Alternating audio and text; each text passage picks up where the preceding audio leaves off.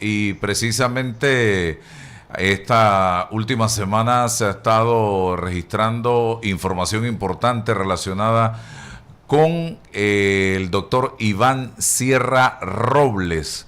Y dice que tras la condena de 60 meses de prisión al médico neonatólogo Iván Sierra Robles por la muerte de varios niños en la sala de neonatología del complejo hospitalario Dr. Arnulfo Arias Madrid de la Caja de Seguro Social en junio del 2013, debido al uso de heparina con alcohol bencílico, los médicos jefes de servicios de diversas instituciones están presentando cartas de renuncia. Los galenos señalan en sus cartas que la decisión de poner sus puestos a disposición o renunciar al cargo obedece a que el mismo representa un riesgo para su integridad, honor y libre ejercicio de la profesión médica, debido a que la gestión actual los hace responsable de situaciones que escapan a su control y responsabilidades. Entre los galenos que han puesto su cargo a disposición está Ricardo Sandoval, jefe del Servicio de Medicina Interna del Complejo Hospitalario Arnulfo Arias Madrid, quien envió carta al subdirector médico informando que pone su cargo a disposición, y en la misiva Sandoval expresó su solidaridad con el colega Sierra Robles ante el nefasto antecedente y su injusta condena, que deja en evidencia la falta de procesos coherentes para ejercer esta posición de jefatura de manera segura y diligente. Está con nosotros el doctor Julio Osorio, es dirigente médico de la Comenedal, y agradecemos su gentileza de compartir esta mañana con los oyentes de Noticias 180 Minutos. Doctor, sus impresiones de lo que está pasando y realmente cuál es el origen de todo este problema. Sí, muy buenos días, gracias Álvaro. Mira, nosotros hemos hecho varios comunicados en aquel entonces y ahora, producto del desenlace final de este caso. Nosotros hemos sido muy puntuales en decir varias cosas. Primero que nada, el doctor, el médico en general, es un médico prescriptor. Él no es un médico, no existe un médico dispensador. ¿Qué quiero decir con esto? Pareciera un juego de palabras.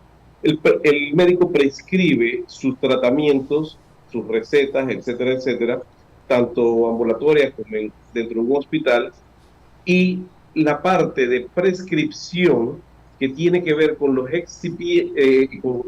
con la molécula, le tocan al médico. Pero la parte de dispensación, o sea, cuál de todas las posibles moléculas similares que hay se va a dispensar, le toca a otra instancia, específicamente farmacia, y específicamente a farmacia y droga, son los que tienen que ver con los excipientes que tienen los medicamentos.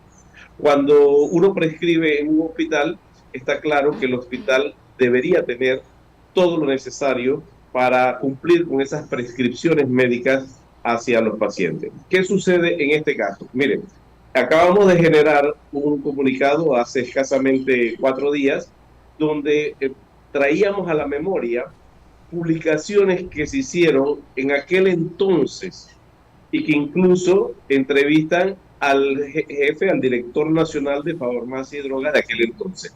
Número 1, no existía registro en Panamá de la heparina sin ese excipiente, sin el alcohol bencílico, que es tóxico para los neonatos. No existía registro médico para eso. Entonces, ¿de quién es la falencia? Creo que la falencia no estoy diciendo que sea del entonces director general solamente, sino es una desorganización de país. ¿Por qué? Porque las advertencias de la FDA venían desde 1998 y hubo 2 más recientes en el 2010 y en el 2011. Y solo fue después de los acontecimientos del 2013 que esto se hizo masivo, la comunicación de este problema por parte de farmacia y droga. Entonces, estamos viendo varias falencias administrativas. Según declara el mismo director nacional de farmacia y drogas de aquel entonces, Él menciona que en Panamá solamente había 3 tipos de heparinas registradas. 2 eran heparinas de bajo peso molecular, o sea, la misma pero con diferente dosis, y otra la heparina convencional. No existía más. Sin embargo, sabemos que ya se había empezado a generar la conciencia por parte de los médicos de que había que comprar la heparina sódica, pero sin el alcohol bencílico como excipiente. Y eso se había pedido.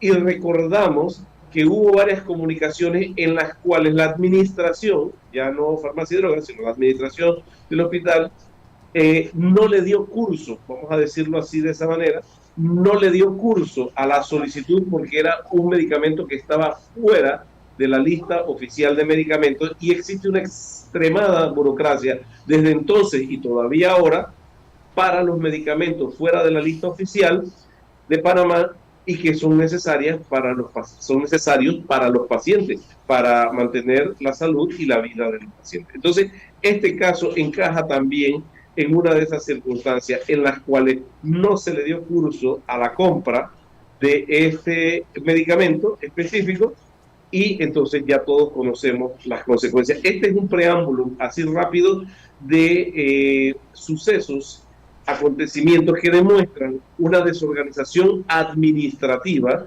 que definitivamente lleva a estos resultados aquí en Panamá. Doctor, ¿la Caja de Seguro Social le ha dado respaldo jurídico a los médicos que enfrentan este tipo de situaciones? Excelente pregunta, Álvaro.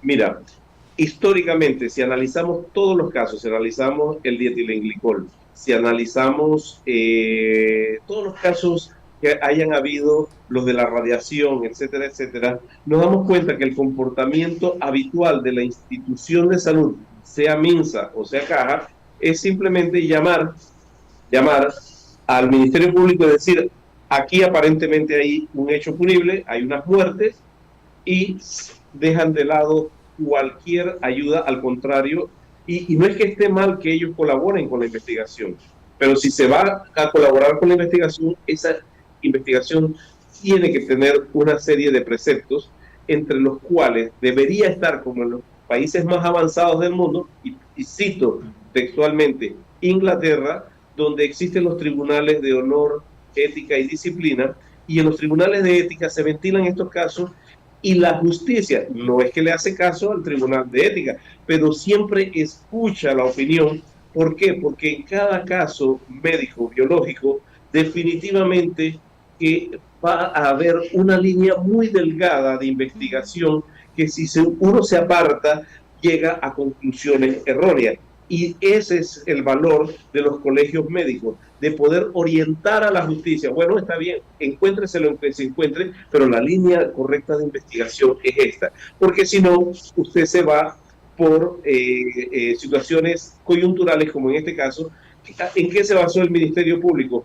En demostrar que los niños tenían presencia de alcohol bencílico y había una duda razonable de que el alcohol bencílico había sido reportado como excipiente tóxico que causaba muertes en neonatos. Y sí es cierto, todos los niños que fallecieron tenían en su sangre este compuesto. Pero resulta ser que fallecieron 2 neonatos más en los próximos días cuando ya no se usaba NPT, cuando ya se había dado la instrucción y se había cumplido la instrucción de no usar heparina ni siquiera para aflochar las canalizaciones, los catéteres, etcétera, etcétera, y también murieron, y también tenían alcohol bencílico. Entonces, digo yo, podemos estar seguros de que no había contaminación con alcohol bencílico en algún otro producto que se estuviese usando, en algún otro medicamento, no lo sabemos. Y ahí es donde viene entonces una acción de la Fiscalía que influye directamente sobre el resultado final, y es que da una orden, y eso está sustentado, lo tiene el doctor Sierra, nos lo ha mostrado en conferencia con los médicos, que la Fiscalía ordenó que solamente se hiciera revisión de este tóxico, o sea que no se hicieron revisiones de otros tóxicos y no se hizo extensiva la búsqueda del alcohol bencílico a otros productos, sino a la nutrición parenteral y a lo que se usaba para las canalizaciones, para los catéteres. Otra pregunta que le tengo, se han dado varias renuncias, no solo se limita al caso de el jefe del Servicio de Medicina Interna del Complejo Hospitalario Arnulfo Arias Madrid, y se supone que se van a dar otras más. Así es.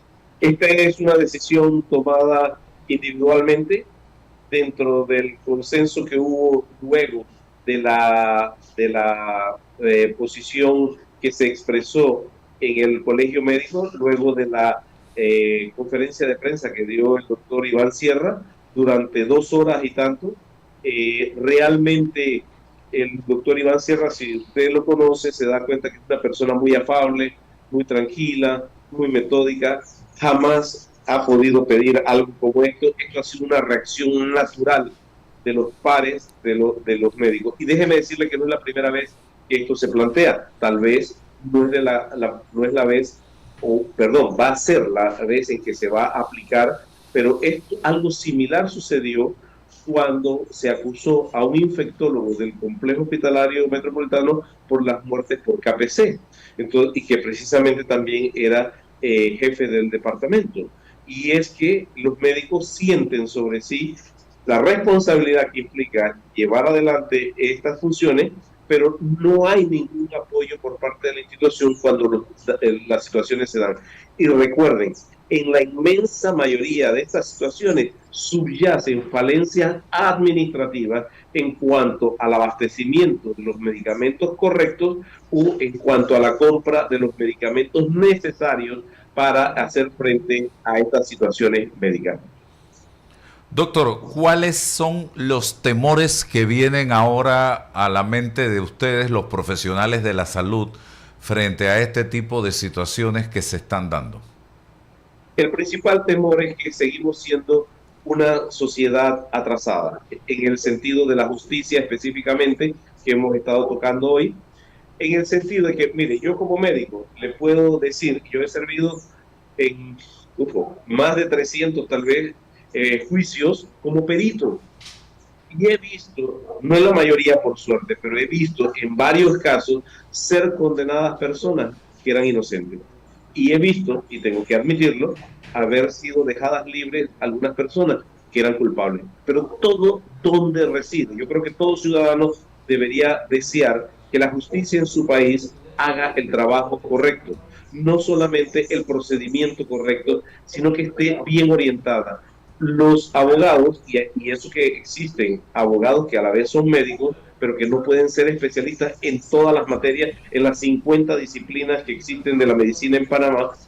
Por esa razón, esto debe profesionalizarse en el sentido de apoyarse en el colegio médico. El colegio médico va a emitir un análisis, una auditoría sobre los casos y le va a decir a la justicia, usted debe buscar al menos por esta línea, al menos. Si usted quiere buscar por otra línea, también es válido. Eso no se le puede quitar a la fiscalía. Pero esta es la vía correcta de análisis de este caso, viéndolo desde el punto de vista médico, desde el punto de vista biológico. Entonces, al no existir esto, esto no puede suceder a cualquiera. Ese es el temor. Y por eso es que están renunciando los jefes de servicio de los diferentes departamentos de los grandes hospitales, precisamente porque sienten que esto que le ha pasado al doctor Iván Sierra, esto que le pasó al infectólogo que mencioné hace un instante, le puede volver a pasar a cualquiera y no vamos a tener ninguna ayuda por parte de la institución.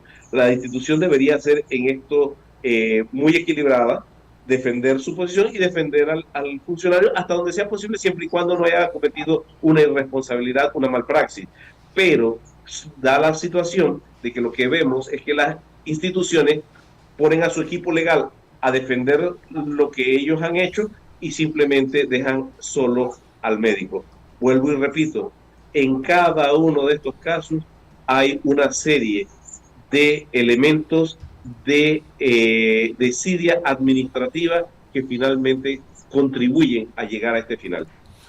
Ok, doctor. Otro tema que quería tocar, aprovechando que estoy conversando con usted, el tema de la licitación de los medicamentos que fue suspendida, la molestia de algunos grupos de pacientes que han dicho que esto va a demorar aún más el tema de la llegada de los medicamentos, la ausencia de medicamentos, de atención de salud en la caja, el problema de las citas, o sea, lo que el presidente ha dicho, ha calificado como un desastre lo que ha estado pasando, Sí. el sistema computarizado para citas, para Pagisalvo, para el pago de pensiones en la caja que se cayó y no han vuelto a levantarlo como debe ser. No sé, ¿qué está pasando en la caja de Seguro Social, doctor? Bueno, primero que nada, debo decir que entiendo perfectamente a los pacientes que han denunciado que un hecho como este lo que va a hacer es prolongar más el desabastecimiento que ya existe, que ya tiene. Recuerde que la caja ha dicho que tiene 90% de abastecimiento, pero que todas las fuentes importantes, incluso de dentro de la caja, han certificado que no hay más de 63% de abastecimiento. Y no hoy, sino desde hace varios meses. Eso es lo primero que hay que decir. No se ve muy bien, no se ve muy bien que un presidente le diga a una institución que supuestamente es autónoma lo que debe hacer. Eso también hay que señalarlo. Sin embargo, yo entiendo por qué el Ejecutivo ha dado estas sugerencias o instrucciones al director de la Caja del Seguro Social, y es porque ya no hay confiabilidad en la gestión de quienes están ahora mismo haciendo este trabajo. ¿Por qué? Porque miren, han pasado 5 años, está bien, hubo una pandemia, pero es que seguimos igual que los 5 años anteriores, que los 5 años anteriores, que los 5 años anteriores. ¿Esto a qué nos lleva, Álvaro? Y es lo que yo siempre digo, yo me puedo poner aquí a explicar detalle por detalle por qué cada cosa ocurre, y lo que estamos haciendo es una catarsis y viendo problemita por problemita y apagando fuego. Aquí hay que entender que para que esto deje de ser como es Panamá, tenemos que hacer una reforma profunda de la salud que usted conoce, que nosotros hemos venido promulgando a través de la CAN, de la Comisión de Alto Nivel, donde participan prácticamente casi todos los gremios de trabajadores del sector salud, MINSA y Caja, y que durante años hemos ido elaborando una propuesta cada vez más acabada. Ya no es solamente el libro blanco, eso fue hace 9 años. Tenemos 18 líneas estratégicas desde el 2022, mediados del 2022, una hoja de ruta y un POA, un programa de cómo hacer esto efectivo, y simplemente no hay voluntad política hasta el momento. Mientras eso no se dé, esto va a seguir sucediendo. Mire que el gobierno anterior apostó a una ley, la ley de medicamentos, que fue recientemente aprobada antes de salir. Yo le voy a decir, yo he visto 10 leyes que han dicho y han prometido que van a mejorar el desabastecimiento, y estoy casi seguro, ojalá me equivoque, pero estoy casi seguro que tampoco esta ley lo va a dominar este problema. No, porque el problema no está en una ley, el problema está en la forma en que hacemos las cosas, y como dijo Einstein, mal podemos esperar resultados diferentes si seguimos haciendo lo mismo todos los días. Aquí hay que hacer una reforma profunda. Nosotros hemos dicho cómo atacar el desabastecimiento, cómo lograr vencer el desabastecimiento de medicamentos con las compras estratégicas en el exterior sin intermediarios nacionales, porque aquí lo que hay es un oligopolio de las 6, 10 compañías nacionales que son los importadores y distribuidores de medicamentos. Y aquí se compra y se vende lo que ellos quieren, y lo que no les interesa, porque no les es ganancia, simplemente no lo van a traer. Entonces el Estado tiene que tener mecanismos para importar todas esas otras cosas que no le interesa a la empresa privada, porque no es ganancia. Bueno, entonces tiene que existir un mecanismo público para hacerlo. Esa es una de las cosas. Pero también hay que reformar, mire, algo tan simple, y lo denunciamos en su momento varias veces. Los WMS son los software de inventario de almacenes y depósitos. La Caja del Seguro Social desde el 2012-13 compró un software, ni voy a mencionar el nombre para no hacer propaganda, y fue instalado no en todo el país, sino en Chiriquí al 100%, en las provincias centrales al 70%. En Chiriquí y Bocas, que estaba instalado al 100%, funcionó perfecto. Yo lo vi varias veces que fui a enterarme de cómo funcionaba, y en una simple laptop usted tenía todos los ingresos de todos los pedidos que se habían hecho a Panamá y todos los ingresos en tiempo real, lo que estaba, cada tableta, cada inyección que se estaba administrando en un hospital o cada tableta o medicamento que se estaba entregando, despachando en una farmacia hacia el público externo, ahí aparecía en tiempo real, todo se iba cargando y descargando al mismo tiempo. Usted tenía al final del día el balance completo del día. Eso estaba automatizado con código de barras. En Panamá y Colón nada más lo aplicaron el 15%. ¿Qué significa eso? Hoy no me queda la menor duda de que eso se hizo así para precisamente dar oscuridad y no transparencia sobre las compras que se hacían en la capital, en el complejo y en los almacenes centrales, puesto que en toda la capital y Colón se aplicó solamente en el 15% de las unidades, mientras que en Chiriquipó estaba al 100% y funcionaba excelente. Bueno, dieron y dieron durante varios gobiernos para quitarlo. Y nosotros siempre denunciamos. Y en este gobierno que ha terminado, pero cuyo director va a terminar en apenas un mes y medio, en este gobierno, en el mayo del 2022, quitaron ese WMS, ese software para el inventario de almacenes y depósitos. Entonces, ¿de qué estamos hablando? Se dijo que era porque estábamos pagando doble, porque el sistema de la caja sí tenía algo que hacía eso similar. Cuando fuimos a preguntar 6 meses después cómo estaba funcionando, lo primero que nos dijeron los empleados que trabajan allí, los trabajadores, los colaboradores, lo primero que nos dijeron: doctor, ahora todo es manual, no existe código de barra, nuestros informes ya no son al final del día, sino que dentro de 4 o 5 días consolidados tenemos que estar haciendo los informes para evitar, y eso propicia errores, y eso propicia burocracia, y eso propicia tiempo dilatado, que definitivamente al final se traduce en uno más de los componentes del desabastecimiento de medicamentos. Entonces he querido, con pocos ejemplos, porque no puedo hablar de todo, decirle: esto no se va a acabar si no se hace una reforma profunda. Y el tema de las pensiones, el presidente dijo ayer, todos, sin excepción, tenemos que poner el dinero. Sí, mire, anoche precisamente tuvimos una actualización, porque lo hemos escuchado muchas veces, pero tuvimos una actualización del problema de pensiones en Panamá con el profesor Juan Jované.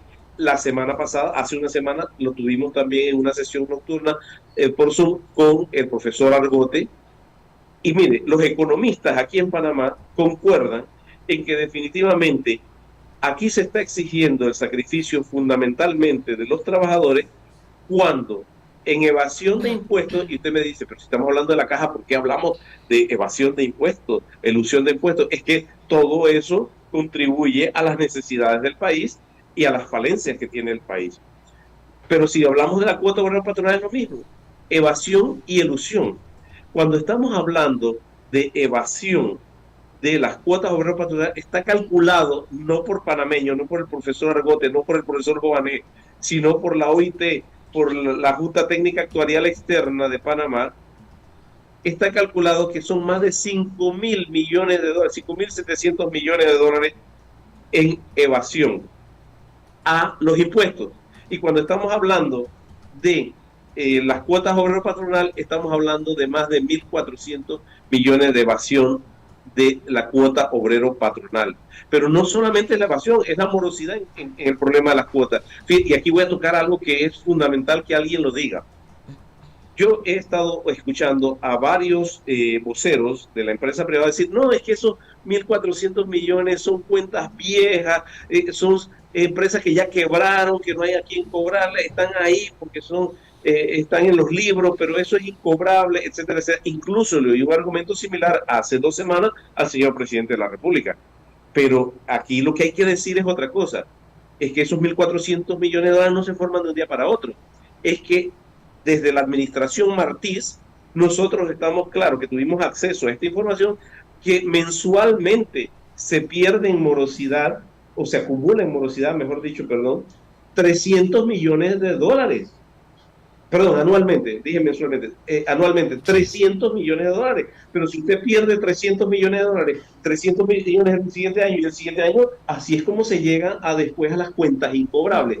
O sea, resumiendo, si usted no pone un mecanismo de data inteligente de digitalización para que le alerte claramente cuando hay morosidad ya de 2 meses, por supuesto que vamos a pasar 5 o 7 años hasta que la empresa desaparece y ya es incobrable. Entonces, lo primerito que tendría que haber hecho la Caja del Seguro Social es invertir en un sistema informático precisamente que le pudiera alertar cuando cada empresa, aunque sea en uno de sus empleados, se atrasa 2 meses en una cuota y no lo ha reportado como de baja, entonces tiene que haber una respuesta de qué es lo que está sucediendo.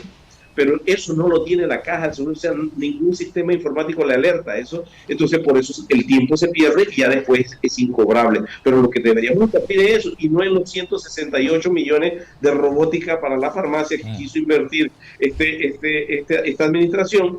Y nosotros le decíamos, robot en farmacia, ¿para qué? Para que el robot vaya al final del pasillo y regrese y diga, no hay. O sea, es ridículo, es irrisorio que las prioridades se pongan en inversiones que definitivamente no atacan los problemas raíces que tiene la Caja del Seguro Social. Doctor, muchísimas gracias por compartir con nosotros en la mañana de hoy aquí en Noticias 180 Minutos. Que tenga excelente día. Igualmente, don Álvaro, Gracias. que tenga buen día. Y en Global Bank financiamos lo que realmente importa, invirtiendo en el año 2023 más de 23 millones en prácticas agropecuarias sostenibles. Juntos construimos un mejor futuro. Global Bank.